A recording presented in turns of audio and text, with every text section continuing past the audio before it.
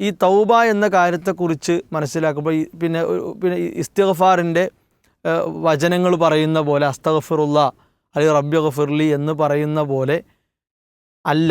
തൗബ എന്ന് പറഞ്ഞാൽ അതിനെക്കുറിച്ച് പണ്ഡിതന്മാർ വളരെ അമർത്തി ചില കാര്യങ്ങൾ പറഞ്ഞിട്ടുണ്ട്. അള്ളാഹു നമുക്ക് വിട്ടുവീഴ്ച ചെയ്യണമെന്ന് ആഗ്രഹിക്കുമ്പോൾ നമ്മളെന്ത് ചെയ്യണം? നമ്മുടെ സഹജീവികളോട്, നമ്മുടെ ഭാര്യനോട്, അതേപോലെ ഭർത്താവിനോട്, മക്കളോട്, അയൽവാസിയോട്, സുഹൃത്തുക്കളോടൊക്കെ അവരുടെ അടുക്കൽ സംഭവിക്കുന്ന ചെറിയ വീഴ്ചകളൊക്കെ എന്ത് ചെയ്യണം? നമ്മളും പുറത്തു കൊടുക്കാൻ തയ്യാറാകണം. നമ്മൾ പാപമോചനത്തിൻ്റെ മാസമാണ് എന്നാണ് റമദാൻ കേൾക്കുമ്പോൾ തന്നെ അതാണ് നമ്മുടെ മുന്നിലേക്ക് വരുന്നത്. എന്നാൽ ഇതിനു വേണ്ടി വിശ്വാസികൾ പ്രത്യേകമായി എന്തെങ്കിലും ഒരുങ്ങേണ്ടതുണ്ടോ എന്നത് ഒരു പ്രസക്തമായ ഒരു ചോദ്യമായിട്ട് തോന്നുന്നു. ബിസ്മില്ലാ വസ്സലാത്തു വസ്സലാമു അലാ റസൂലില്ലാ വഅലാ ആലിഹി വഅസ്ഹാബിഹി അജ്മഈൻ അമ്മാ ബഅദ്. വിശുദ്ധ റമദാൻ യഥാർത്ഥത്തിൽ സാധാരണ പറയുക തന്നെ പാപമോചനത്തിൻ്റെ മാസമാണ് എന്ന ഒരു പേരിലാണ് എല്ലാവരും അറിയപ്പെടാറുള്ളത്. ആ വിഷയത്തിലേക്ക് സൂചന നൽകുന്ന 3-4 ഹദീസുകൾ തന്നെ നേരിട്ട് റമദാനുമായി കണക്റ്റ് ചെയ്ത ഹദീസുകൾ തന്നെ ഹദീസിൻ്റെ ഗ്രന്ഥങ്ങളിൽ ഇമാം ബുഖാരി ഉദ്ധരിക്കുന്ന, ഇമാം മുസ്ലിം ഉദ്ധരിക്കുന്ന ഹദീസുകൾ നമുക്ക് വായിക്കാൻ പറ്റും. ഉദാഹരണത്തിന് മൻ സ്വാമ റമദാന ഈമാനൻ വഹ്തിസാബൻ ഗുഫിറ ലഹു മാ തഖദ്ദമ മിൻ ദംബിഹി എന്ന ആ ഹദീസ്, അതിൽ പറയുന്നത് റമദാനിൽ ഈമാനോടുകൂടെ അതേപോലെ തന്നെ പ്രതിഫലയച്ചയോടുകൂടെ ആരെങ്കിലും നോമ്പ് നോൽക്കുകയാണ് എങ്കിൽ അവൻ്റെ മുമ്പ് കഴിഞ്ഞു പോയ പാപങ്ങൾ അള്ളാഹു പുറത്തു തരും. അപ്പോൾ വളരെ ക്ലിയറാണ്, നമ്മുടെ പാപങ്ങൾ പൊറുക്കപ്പെടുന്ന അതിന് സാധ്യതയുള്ളൊരു മാസമാണ് റമദാൻ മാസം. മറ്റൊരു ഹദീസിലുള്ള മൻ ഖാമ റമദാന, അവിടെ മൻ സ്വാമ എന്ന് പ്രയോഗിച്ച് ഇവിടെ മൻ ഖാമ എന്ന് പ്രയോഗിച്ചിട്ടുണ്ട്. ഈ മൻ ഖാമ റമദാന എന്ന് പറയുന്ന ഹദീസിലും അവരുടെ ആ രാത്രി നമസ്കാരം അവർ നിർവഹിക്കുകയാണ് എങ്കിൽ അവരുടെ മുൻപ് കഴിഞ്ഞു പോയ പാപങ്ങൾ എന്ത് ചെയ്യും? അള്ളാഹു പുറത്തു തരുമെന്ന് പറഞ്ഞു. അതേപോലെ തന്നെ നോമ്പിലൂടെ നമ്മുടെ പാപങ്ങൾ കഴുകിക്കളയാൻ അവസരമുണ്ട് എന്ന് പഠിപ്പിക്കുന്ന വളരെ പ്രസിദ്ധമായ ഹദീസാണ് നബി സല്ലല്ലാഹു അലൈഹി വസല്ലം പറഞ്ഞ 5 നേരത്തെ നമസ്കാരം അതിൻ്റെ ഇടയിലുള്ള പാപങ്ങൾക്കുള്ള പരിഹാരമാണ്. ഒരാൾ സുബഹി നമസ്കരിച്ചു, അയാൾ ളുഹുർ നമസ്കരിക്കുന്നു, അപ്പോൾ ആ 2 നമസ്കാരത്തിൻ്റെ ഇടയിലെ പാപങ്ങൾ കഴുകിക്കളയുന്നു. അതേപോലെ നബി സല്ലല്ലാഹു അലൈഹി വസല്ലം പറഞ്ഞു, ഒരു റമദാനിൽ ഒരാൾ നോമ്പ് നോറ്റു, അടുത്ത റമദാനിൽ അയാൾ നോമ്പ് നോറ്റു, അപ്പോൾ ആ 2 റമദാനുകൾക്കിടയിലുള്ള പാപങ്ങൾ വരെ എന്ത് ചെയ്യുന്നു? കഴുകിക്കളയുമെന്ന് നബി സല്ലല്ലാഹു അലൈഹി വസല്ലം നമ്മളെ പഠിപ്പിച്ചിട്ടുണ്ട്. മൂന്നാമത്തെ ഒരു കാര്യം ലൈലത്തുൽ ഖദ്റാണ്. റമദാനിലുള്ള അതിശ്രേഷ്ഠമായ വളരെ പ്രാധാന്യമർഹിക്കുന്നൊരു ദിവസമാണ് ലൈലത്തുൽ ഖദർ. ലൈലത്തുൽ ഖദറിൽ എന്തുണ്ട്? പാപമോചനം നടക്കുമെന്ന് നബി സല്ലല്ലാഹു അലൈഹി വസല്ലമ നമ്മളെ പഠിപ്പിച്ചിട്ടുണ്ട്. അപ്പോൾ അതുകൊണ്ട് തന്നെ റമദാൻ എന്ന് പറയുമ്പോൾ അത് നമ്മുടെ പാപങ്ങൾ കഴുകിക്കളയാനുള്ള ഒരു മാസമാണ് എന്ന് എന്ത് ചെയ്യണം? വിശ്വാസികൾ പഠിക്കണം. അവരുടെ മനസ്സിൽ റമദാൻ വരുമ്പോൾ തന്നെ ജീവിതത്തിൽ മനുഷ്യന്മാരാണ്, അബദ്ധങ്ങളൊക്കെ സംഭവിച്ചിട്ടുണ്ടാകും. അറിഞ്ഞ് ചെയ്തതുണ്ടാകും, ഒറ്റക്ക് ചെയ്തിട്ടുണ്ടാകും, കൂട്ടമായി ചെയ്തതുണ്ടാകും, രഹസ്യമായി, അങ്ങനെ പല രീതിയിൽ മനുഷ്യന്മാർ പാപം ചെയ്യും. ആ ചെയ്ത പാപങ്ങളെല്ലാം ഇപ്പം നമുക്കറിയാമല്ലോ, എൻ്റെ ജീവിതത്തിൽ എന്തൊക്കെ സംഭവിച്ചെന്ന് എനിക്കറിയാം, അതേപോലെ ഓരോ മനുഷ്യന്മാർക്കും അറിയാം. അപ്പോൾ ആ പാപങ്ങൾ കഴുകിക്കളഞ്ഞൊരു ഒരു ഒരു ഖൽബുൻ സലീം, ഒരു നല്ല ഹൃദയത്തിൻ്റെ ഉടമകളാകാനാണ് റമദാനിൽ വിശ്വാസികൾ ശ്രദ്ധിക്കേണ്ടത്. അപ്പോൾ അതിനുള്ള അവസരം നോമ്പ് നമുക്ക് നൽകുന്നുണ്ട്. പിന്നെ വിശ്വാസികൾ അതിൽ പഠിക്കേണ്ട ഏറ്റവും പ്രധാനപ്പെട്ട ഒരു പാഠം അള്ളാഹു ഖുർആനിൽ പറഞ്ഞ വഹുവൽ ഗഫൂർ, അള്ളാഹു ഗഫൂറാണ്, അള്ളാഹു പാപങ്ങൾ പൊറുക്കുന്നവനാണ്. അപ്പം നമുക്കുള്ള ഏറ്റവും വലിയൊരു സന്തോഷം എന്ന് പറഞ്ഞാൽ ഒരു മനുഷ്യൻ്റെ ജീവിതത്തിൽ ഒരു അബദ്ധം സംഭവിച്ചു, ഒരു തെറ്റ് സംഭവിച്ചു. അപ്പോൾ എൻ്റെ പാപങ്ങൾ കഴുകിക്കളയുന്ന, എൻ്റെ പാപങ്ങൾ എനിക്ക് പുറത്തു തരുന്ന ഒരു റബ്ബുണ്ട്. ഇതാണ് ഒരു വിശ്വാസിയെ സംബന്ധിച്ചിടത്തോളം ഏറ്റവും വലിയ പ്രതീക്ഷ. ഇമാം സഅദി റഹ്മത്തുള്ളാഹി അലൈഹി ഈ വഹുവൽ ഗഫൂർ എന്ന പദത്തെ വിശദീകരിച്ചുകൊണ്ട് അദ്ദേഹം പറഞ്ഞത് അല്ലദീ യഗ്ഫിറു ദുനൂബ ജമീഅഹ ലിമൻ താബ, പാപമോചനം തേടുന്ന തൗബ ചെയ്യുന്ന ആളുകൾക്ക് എന്ത് ചെയ്യും? അല്ലാഹു സുബ്ഹാനഹു വ തആല അവരുടെ പാപങ്ങൾ മുഴുവനും പുറത്തു കൊടുക്കുമെന്ന് പഠിപ്പിക്കുന്നുണ്ട്. അതേപോലെ തന്നെ അവരുടെ സയ്യിആത്തുകൾ, അവരുടെ തിന്മകളൊക്കെ അല്ലാഹു മായ്ച്ചു കളയും എന്ന് നബി സല്ലല്ലാഹു അലൈഹി വസല്ലമ പഠിപ്പിച്ചത് കാണാൻ പറ്റും. അപ്പോൾ നോക്കൂ നിങ്ങൾ, ബനു ഇസ്രായേൽപ്പെട്ട 2 ആൾക്കാരുടെ ഒരു ചരിത്രം ഇവിടെ പ്രസിദ്ധമാണ്. ബനു ഇസ്രായേൽപ്പെട്ട 2 മനുഷ്യന്മാർ, അവർ നല്ല നല്ല കൂട്ടുകാരായിരുന്നു എന്നാണ്, വളരെ അടുത്ത സൗഹൃദമുള്ള ആൾക്കാരാണ്. പക്ഷെ അതിൽ ഒരാളുടെ പ്രശ്നം, അയാൾ ഒരു ആസിയാണ്, പാപങ്ങൾ ചെയ്യുന്ന മനുഷ്യനാണ്. മറ്റയാൾ മുജ്തഹിദ്, ആരാധനകളിൽ മത്സരിക്കുന്ന ആളാണ്. അപ്പോൾ ഈ 2 ആളുകൾ നല്ല സൗഹൃദമുണ്ട്, പക്ഷേ ഈ തെറ്റ് ചെയ്യുന്ന മനുഷ്യൻ അയാൾ ആ തെറ്റിൽ തന്നെ തുടരുകയാണ്. അപ്പോൾ ഈ നല്ല മനുഷ്യൻ അയാളോട് പറഞ്ഞു എന്നാണ്, നിങ്ങൾ ഈ തെറ്റൊക്കെ ഒന്ന് കുറക്കണം, ഒരു നല്ല ഉപദേശം കൊടുക്കണം. അയാൾ പലപ്പോഴും അത് സ്വീകരിക്കാറില്ല. ഒരു ദിവസം അയാൾ ഈ തെറ്റ് ചെയ്തുകൊണ്ടിരിക്കുന്നത് കണ്ടപ്പോൾ അദ്ദേഹത്തെ വിളിച്ച് പറഞ്ഞു, നിങ്ങൾ തെറ്റിൽ ഒന്ന് കുറയ്ക്കുക, അഖ്സിർ, തെറ്റ് കുറക്കൂ എന്ന് ഉപദേശിച്ച സമയത്ത് ആ തെറ്റ് ചെയ്യുന്ന ആൾ പറഞ്ഞൊരു വാചകം, എൻ്റെ റബ്ബിനെ എൻ്റെ വഴിക്ക് വിടും, എൻ്റെ മേലൊരു റഖീബായി, ഒരു നിരീക്ഷകനായി നിന്നെ ചുമതലപ്പെടുത്തി പടച്ചവനെ ഏൽപ്പിച്ചിട്ടുള്ളല്ലോ. ഇത് കേട്ട നല്ല മനുഷ്യന് ദേഷ്യം വന്നു. അയാൾ പറഞ്ഞു, വല്ലാഹി, അള്ളാഹുവാണ് സത്യം, പടച്ചവൻ എനിക്കൊരിക്കലും പുറത്തു തരൂല, നിന്നെ അള്ളാഹു ഒരിക്കലും സ്വർഗ്ഗത്തെ പ്രവേശിപ്പിക്കില്ല. ഹദീസിൻ്റെ ബാക്കി ഭാഗത്ത് നമുക്ക് വായിക്കാൻ പറ്റും. അവരുടെ അർവാഹുകൾ, അവരുടെ റൂഹുകൾ അള്ളാഹു അഥവാ അവർ മരിച്ചതിന് ശേഷം നാളെ അവരെ പരലോകത്ത് കൊണ്ടുവരുമ്പോൾ ആ പരലോകത്ത് വെച്ച് ഈ നല്ല മനുഷ്യനെ പഠിച്ചോ നരകത്തേക്കും, തെറ്റ് ചെയ്തിരുന്ന മനുഷ്യനെ പഠിച്ചവൻ എന്ത് ചെയ്തു, സ്വർഗത്തിലേക്ക് ഇട്ടുന്നാണ്. അതിൻ്റെ വിശദീകരിക്കുമ്പോൾ പണ്ഡിതന്മാർ പറയുന്നത്, ഒന്ന് അള്ളാഹുവിനെക്കുറിച്ച് അയാൾ ശരിക്കും മനസ്സിലാക്കില്ല എന്നുള്ളതാണ്. ആ നല്ല മനുഷ്യൻ അള്ളാഹിനെ അറിഞ്ഞില്ല. കാരണം അള്ളാഹു ഒരിക്കലും പുറത്തു തരൂല, അള്ളാഹു നിന്നെ സ്വർഗത്തിൽ പ്രവേശിപ്പിക്കില്ല എന്ന ഒരു വാചകം അയാൾ പറഞ്ഞതിൻ്റെ അർത്ഥം എന്താ, അയാൾ പഠിച്ചവനെ മനസ്സിലാക്കിയിട്ടില്ല എന്നാണ്. അള്ളാഹു പൊറുക്കുന്നവനാണ്. അപ്പോൾ ഇതാണ് നമ്മുടെ പ്രതീക്ഷ. അപ്പോൾ റമദാനിൽ ഒരു വിശ്വാസി, ഇപ്പോൾ നമ്മൾ റമദാനിൻ്റെ വളരെ ശ്രേഷ്ഠതയുള്ള ദിവസങ്ങൾ നമ്മളിങ്ങനെ കൊഴിഞ്ഞു പോയിക്കൊണ്ടിരിക്കുകയാണ്. അപ്പോൾ അതുകൊണ്ട് തന്നെ റമദാനിൽ നോമ്പ് നോൽക്കുന്ന, റമദാനിൽ ആരാധനകളിൽ മത്സരിക്കുന്ന ആളുകൾ ആത്മാർത്ഥമായിട്ട് ഇപ്പോൾ ശ്രമിക്കേണ്ട എന്തിനാ, അവരുടെ പാപങ്ങളൊക്കെ കഴുകിക്കളഞ്ഞ് ഒരു നിറഞ്ഞ മനസ്സോടുകൂടി അള്ളാഹുലേക്ക് എന്ത് ചെയ്യണം. ഇതൊരു കേവലം ചടങ്ങായി തീരാൻ പാടില്ല. തൗബ എന്ന് പറഞ്ഞാൽ വെറും അസ്തഗ്ഫിറുല്ലാഹ് എന്ന് പറയാം. അതിനപ്പുറം നമ്മുടെ മനസ്സിൻ്റെ ഉള്ളിൽ തട്ടി എന്ത് ചെയ്യണം, അള്ളാഹുവിലേക്ക് സംഭവിച്ചു പോയി എന്ന് കരഞ്ഞ് പറയുന്ന ആളുകളായി മാറാനും നമ്മുടെ പാപങ്ങൾ കഴുകിക്കളയാൻ എന്ത് ചെയ്യണം, ഈ റമദാനിൽ വിശ്വാസികൾ ശ്രദ്ധിക്കണം എന്നാണ് ഓർമ്മപ്പെടുത്താനുള്ളത്. തീർച്ചയായിട്ടും പാപത്തിൻ്റെ പാഴ്ചേറുകൾ കഴുകിക്കളയാൻ വിശ്വാസികൾ ഒരുങ്ങുന്ന, അല്ലെങ്കിൽ ഒരുങ്ങി അതിൽ സജീവമായി നിൽക്കുന്ന ഒരു സമയത്ത് ഇസ്തിഗ്ഫാറും തൗബയും ഇതിനെക്കുറിച്ചൊന്ന് വിശദമായി ഒന്ന് പറയേണ്ടതുണ്ട് എന്ന് മുസ്തലാഹി ഒന്ന് വിശദീകരിച്ചാൽ കൊള്ളാമായിരുന്നു. ഇവിടെ ഇസ്തിഗ്ഫാറുമായി ബന്ധപ്പെട്ട കാര്യങ്ങൾ സൂചിപ്പിക്കപ്പെട്ട് കഴിഞ്ഞു. വിശ്വാസികൾ വളരെ കാര്യമായി തന്നെ കാണേണ്ട വിഷയമാണ് തൗബ എന്നുള്ളത്. വിശുദ്ധ റമദാനിൽ നോമ്പെടുത്ത് കഴിയുന്നവരെ സംബന്ധിച്ചിടത്തോളം ലഅല്ലക്കും തത്തഖൂൻ, നിങ്ങൾ സൂക്ഷ്മത പാലിക്കുന്നവരാകാൻ വേണ്ടിയാണ് നോമ്പ് നിർബന്ധമാക്കപ്പെട്ടത് എന്ന് ഖുർആൻ പഠിപ്പിക്കുന്നുണ്ട്.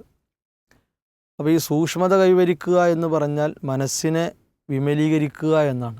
അള്ളാഹുവിൻ്റെ കൽപ്പനകൾ ഏറ്റെടുത്ത് അവൻ വിലക്കിയ കാര്യങ്ങളൊക്കെ വെടിഞ്ഞ് മനസ്സിനെ പൂർണ്ണമായി വിശുദ്ധമാക്കുക എന്നതാണ്.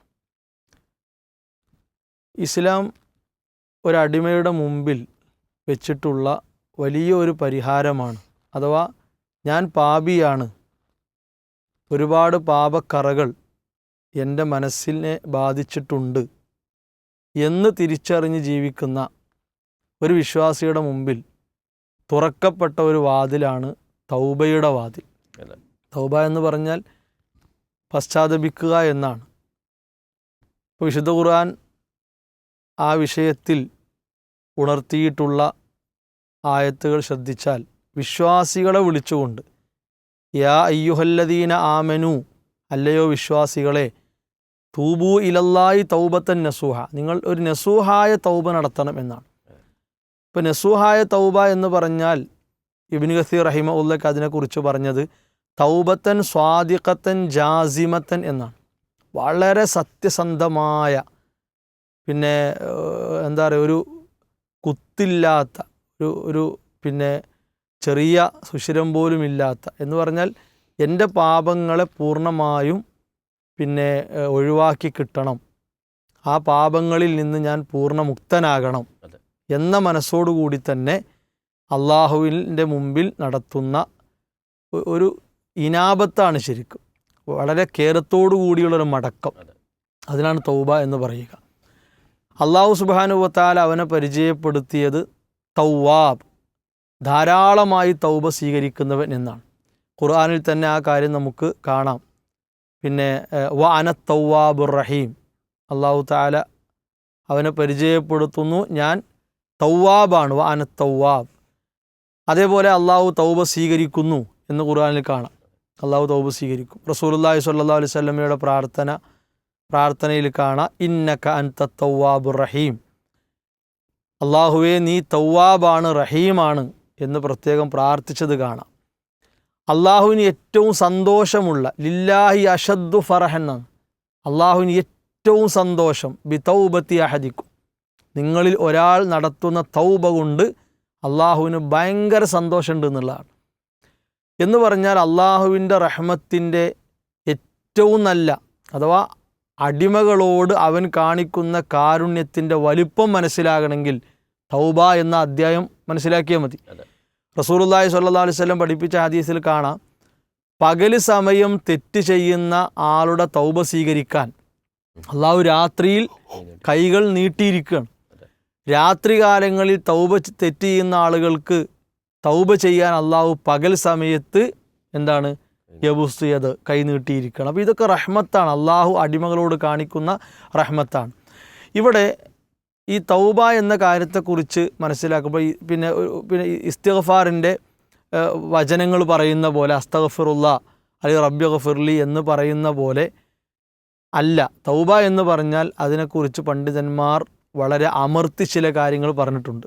ഇപ്പോൾ ഇമാം നവവി റഹിമഹുല്ല അതിൻ്റെ പ്രധാന നിബന്ധനകൾ 3ഓളം നിബന്ധനകൾ എടുത്തു പറഞ്ഞിട്ടുണ്ട്. ആ കാര്യങ്ങളെ പണ്ഡിതന്മാർ വിശകലനം ചെയ്തെടുത്ത് കാണാം. തൗബ എന്നത് തതലമ്മനു അംറൻ മാലിയൻ വഹാലിറൻ വ മുസ്തഖ്ബിലൻ എന്നാണ്. അഥവാ കഴിഞ്ഞ കാലത്തെ കാര്യവും നടന്നുകൊണ്ടിരിക്കുന്ന കാര്യവും വരാനുള്ള കാര്യവും ഉൾക്കൊള്ളുന്നതാണ് തൗബ. അപ്പോൾ എങ്ങനെയാണ്? ഫൻ നദമു അലൽ മാലി, കഴിഞ്ഞ കാല ജീവിതത്തിലെ പാപങ്ങൾ ഓർത്ത് നല്ല നിരാശ വേണം. ഞാൻ ഇത്തരം പാപങ്ങൾ ചെയ്തു, തെറ്റുകൾ ചെയ്തു, പാപിയാണ് എന്ന നിരാശ വേണം. 2 വൽ ഇഖ്ലാഉ അനി ദംബ് ഫിൽ ഹാദിർ, ഇനി നിലവിൽ ഞാൻ എന്ത് ചെയ്യാൻ പാടില്ല? തെറ്റുകളിലൂടെ അങ്ങനെ പോകാൻ പാടില്ല. എല്ലാ തെറ്റുകളെയും പിഴുതെറിഞ്ഞ ഒരാളായിരിക്കണം. 3 വൽ അസ്മു അല അദ്മിൽ ഔദത്തി ഫിൽ മുസ്തഖ്ബിൽ, ഇനി വരും ജീവിതത്തിൽ ഞാൻ തെറ്റിലേക്ക് പാപങ്ങളിലേക്ക് മടങ്ങുകയില്ല എന്ന ഉറച്ച തീരുമാനം അയാൾ എന്ത് ചെയ്യണം? എടുക്കണം. അപ്പോൾ ഈ 3 തലങ്ങൾ ഒത്തുവന്നാൽ അയാളുടെ തൗബ ശരിയാകുക. ഈ 3 തലങ്ങൾ ഒക്കണം. ഇനി ഒരിക്കൽ തെറ്റിലേക്കില്ല, തെറ്റ് പിഴുതെറിയണം, ചെയ്ത കാര്യത്തിൽ എന്ത് വേണം? ഒരു ഖേദമാണ് എന്ന് പറഞ്ഞാൽ ഒരു വിശ്വാസിയെക്കൊണ്ട് മാത്രമേ എന്ത് ചെയ്യാൻ പറ്റുള്ളൂ?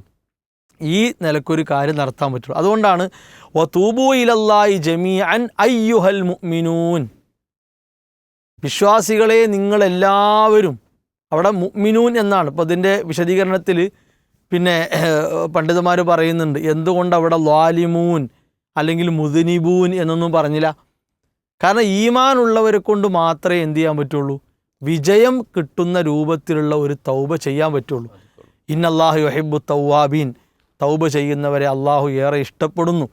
അതുപോലെ റസൂലുള്ളാഹി സ്വല്ലല്ലാഹു അലൈഹി വസല്ലം പറഞ്ഞു വഖൈറുൽ ഖത്താഈന അത്തൗവാബൂൻ, പാപങ്ങൾ മനുഷ്യരിൽ വന്നു പോകും, വലുതും ചെറുതുമായ ഒരുപാട് പാപങ്ങൾ വന്നു പോകും. പക്ഷേ ഉത്തമരാരാണ്? തൗബ ചെയ്ത് ഇനി അതിലേക്കില്ല, സംഭവിച്ചു പോയി, ഇനി ഇങ്ങനെ വരാൻ പാടില്ല എന്ന നിലപാട് ഉറപ്പിക്കുന്ന ആളുകളാണ് ഖൈറായവർ എന്ന് റസൂലുള്ളാഹി സ്വല്ലല്ലാഹു അലൈഹി വസല്ലമ പഠിപ്പിച്ചിട്ടുണ്ട്. അതേപോലെ തന്നെ ഇബാദുർ റഹ്മാൻ്റെ ഗുണങ്ങൾ പറഞ്ഞെടുത്ത് ഇല്ലാമൻ താബ വ ആമന വ അമില അമലൻ സ്വാലിഹൻ ഫൗലായിക യുബദ്ദിലുല്ലാഹു സയ്യാത്തിയും ഹസനാത്ത്, തൗബ ചെയ്യുന്ന ആളുകൾക്ക് അള്ളാഹു അവരുടെ തെറ്റുകളൊക്കെ മായ്ച്ചു കൊടുത്ത് പകരം നന്മകളെ കൊടുക്കുന്ന. റസൂലുള്ളാഹി സ്വല്ലല്ലാഹു അലൈഹി വസല്ലം പറഞ്ഞു അത്തായിബു മിനദ്ദംബി കമല്ലാ ദംബലഹു, തെറ്റുകളിൽ നിന്ന് തൗബ ചെയ്യുന്നവൻ തെറ്റില്ലാത്തവനെ പോലെയാണ്. അപ്പോൾ അത്രത്തോളം മഹത്വവും സ്ഥാനവും അതേപോലെ തന്നെ പരിഗണനയും ഇസ്ലാം കൊടുത്ത ഒരു പവിത്രമായി കണ്ടിട്ടുള്ള ഒരു കാര്യമാണ് തൗബ എന്നത്. 99 ആളെ കൊന്ന ഒരാൾക്കും തൗബ ഉണ്ടായിട്ടുണ്ട് എന്ന് ചരിത്രത്തിൽ കാണാം. എന്ന് പറഞ്ഞാൽ ഒരാൾക്ക് അത് എപ്പോഴാണോ ആത്മാർത്ഥമായി നിർവഹിക്കാൻ കഴിയുന്നത് അവിടെ അത് കബൂലാകുകയാണ്. ഇപ്പോൾ ആദം നബി അലൈഹി സ്വലാമിൻ്റെ വിഷയത്തിൽ അവിടെയാണ് അള്ളാഹു സുബ്ഹാനഹു വ തആല തൗവാബാണ് എന്ന് ഖുർആൻ പറഞ്ഞൊരു കാര്യം. അവിടെ 2 നിബന്ധനകൾ പണ്ഡിതന്മാർ പറയുന്നുണ്ട്. അഥവാ ആദം നബി അലൈഹി സ്വലാമക്ക് തൗബ ചെയ്യാനുള്ള തൗഫീഖ് ഉണ്ടായി എന്നുള്ളതാണ് ഒന്ന്. അപ്പോൾ ഒരു തെറ്റ് വന്നു പോയ, ഒരു പാപത്തിൽ വീണു പോയ ആൾക്ക് ആ പാപത്തിൽ നിന്ന് കരകയറാൻ തൗബ ചെയ്യണം എന്ന ഒരു തൗഫീഖ് അവിടെ കിട്ടണം. രണ്ടാമത്തത് ആദം നബി അലൈഹി സ്വലാമക്ക് അദ്ദേഹത്തിൻ്റെ തൗബ കബൂലായി എന്നുള്ളതാണ്. കബൂലാകാൻ തൗഫീഖ് വേണം. അപ്പോൾ നമ്മുടെ തൗബ കബൂലായി കിട്ടുകയും വേണം. അതായത് നസൂഹായ തൗബ നമ്മൾ നടത്തുകയാണ് ഏറ്റവും പ്രധാനം എന്ന് ഖുർആൻ ഗണ്യതമായി അടിവരയിട്ട് തന്നെ പഠിപ്പിച്ചിട്ടുണ്ട്. പിന്നെ കുഫറിലൂടെ മുങ്ങിക്കുളിച്ച് അങ്ങനെ കുഫറിലൂടെ ജീവിച്ച് ഒരു പരിധിയുമില്ലാതെ തെറ്റുകളിലൂടെ അങ്ങനെ പിന്നെ മുന്നോട്ട് പോയി തൗബ ചെയ്യണമെന്നോ ഇസ്തിഗ്ഫാർ നടത്തണമെന്നോ ഒന്നും മനസ്സില്ല, അങ്ങനെ ജീവിച്ച് മരിച്ചു പോകുന്ന ആളുകൾ തൗബ അല്ലാഹ് സ്വീകരിക്കൂല. ആരെ തൗബ അല്ലാഹ് സ്വീകരിക്കുന്നു ഖുർആൻ പറഞ്ഞിട്ടുണ്ട്, ആര് സ്വീകരിക്കൂല എന്ന് ഖുർആൻ പറഞ്ഞിട്ടുണ്ട്. അത് 2 റഹ്മത്താണ്. അതാണ് അദിൽ. ഇപ്പോൾ റസൂലുള്ളാഹി സ്വല്ലല്ലാഹു അലൈഹി വസല്ലം പറഞ്ഞല്ലോ മാലം യുഗർഗിർ, അഥവാ മലക്കുൽ മൗത്ത് വന്ന് റൂഹിനെ പിടിക്കുന്ന ആ നിമിഷം അള്ളാ പൊറുത്തത് അത്രയും നീട്ടി വെച്ചിട്ട് ആ നേരം പൊറുക്കലിനെ തേടിയാൽ എന്താവൂല, അത് കബൂലാകൂല. അപ്പോൾ തൗബ എന്നത് ജീവിതത്തിൽ വളരെ അനിവാര്യമായി നാം ശ്രദ്ധിക്കേണ്ട ഒരു സമയമാണ് റമദാൻ എന്ന്. അതോടൊപ്പം തന്നെ ഇതിൻ്റെ മറവിൽ കുറേ അനാചാരങ്ങൾ ചെയ്യുന്ന ആളുകളുണ്ട്. തൗബയുടെയും ഇസ്തിഗ്ഫാറിൻ്റെയൊക്കെ പേരിൽ ഓരോരുത്തർക്കും തോന്നിയ ദിക്റുകൾ ഉണ്ടാക്കുന്നു, പ്രാർത്ഥനകൾ ഉണ്ടാക്കുന്നു, എണ്ണം നിശ്ചയിക്കുന്നു, സമയം കണക്കാക്കുന്നു. അതൊരിക്കലും പാടില്ല. കാരണം ഇസ്തിഗ്ഫാറിനും തൗബക്കും വേണ്ടുവോളം പ്രാർത്ഥനകൾ ഖുർആനിലും ഹദീസിലും തന്നെ ഉണ്ട്. അതേപോലെ തന്നെ അമ്പിയാക്കളുടെ ജീവിതത്തിലുണ്ട്, സ്വഹാബത്തിൻ്റെ ജീവിതത്തിലുണ്ട്. അത് മുറുകെ പിടിച്ച് മുന്നോട്ട് പോവുക എന്നല്ലാതെ ഈ അലങ്കരിക്കപ്പെട്ട കുറേ സദസ്സുകളും അതേപോലെ തന്നെ സോഷ്യൽ മീഡിയ പ്ലാറ്റ്ഫോമിലുള്ള കുറേ ആത്മീയ തട്ടിപ്പ് കേന്ദ്രങ്ങളും അതിലൊന്നും തലവെച്ച് കൊടുത്ത് അതൊക്കെ വലിയ തൗബൻ്റെ ഇസ്തിഗ്ഫാറിൻ്റെ സദസ്സാണ്, അവിടെ പോയാൽ പാപങ്ങൾ പുറത്ത് കിട്ടും, അയാൾ വന്നാൽ പാപങ്ങൾ പുറത്ത് കിട്ടും, അങ്ങനത്തെ ഒരു പൗരോഹിത്യ സമ്പ്രദായമൊന്നും ഇസ്ലാമിലില്ല. ഓരോ അടിമക്കും റബ്ബിൻ്റെ മുമ്പിൽ ആത്മാർത്ഥമായി കാര്യങ്ങൾ പറയാനുള്ള വാതിൽ ഇസ്ലാം തുറന്നു തന്നിട്ടുണ്ട് എന്നാണ് സൂചിപ്പിക്കാനുള്ളത്. ഒരു ചെറിയൊരു കാര്യം ആഡ് ചെയ്യാനുള്ളത്, പിന്നെ നമ്മൾ അള്ളാഹുവിനോട് തൗബ ചെയ്യുന്നതിനെക്കുറിച്ച് നമ്മൾ പറഞ്ഞു. അതാണ് തൗബ മുസലെ വിശദീകരിച്ചു. പക്ഷേ ഇവിടെ നമ്മൾ മനസ്സിലാക്കേണ്ട ഒരു പ്രധാനപ്പെട്ട ഒരു പോയിന്റ്, അള്ളാഹു നമുക്ക് പുറത്ത് തരണം എന്ന് ആഗ്രഹിക്കുന്നവരാണ് നമ്മൾ. നമ്മുടെ പാപങ്ങളൊക്കെ പഠിച്ചോ പൊറുക്കണം, എന്നിട്ട് സ്വർഗ്ഗത്ത് പോകണം എന്ന് ആഗ്രഹിക്കാറുണ്ട്.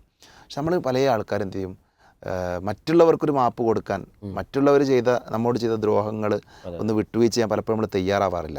അപ്പോൾ റമദാൻ്റെ അവസാനത്തെ 10 ആയിഷ റളിയല്ലാഹു അൻഹ ചോദ്യമുണ്ട്, നബിയെ ലൈലത്തുൽ ഖദ്റാണെന്ന് തോന്നിയാൽ എന്താണ് ഞാൻ പ്രാർത്ഥന? അപ്പോഴാണ് ആ പ്രാർത്ഥന വളരെ പ്രസിദ്ധമായ അല്ലാഹുമ്മ ഇന്നക അഫുവൻ തുഹിബ്ബുൽ അഫ്വ ഫഅഫു അന്നാ എന്ന പ്രാർത്ഥന.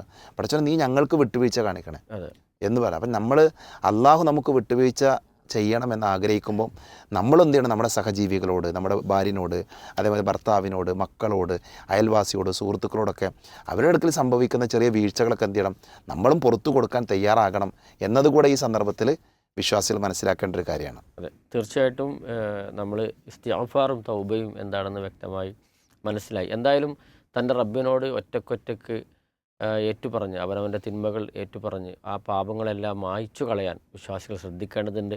അതിന് അള്ളാഹു നമുക്കെല്ലാവർക്കും തൗഫീക്ക് നൽകി അനുഗ്രഹിക്കുമാറാവട്ടെ. ആമീൻ.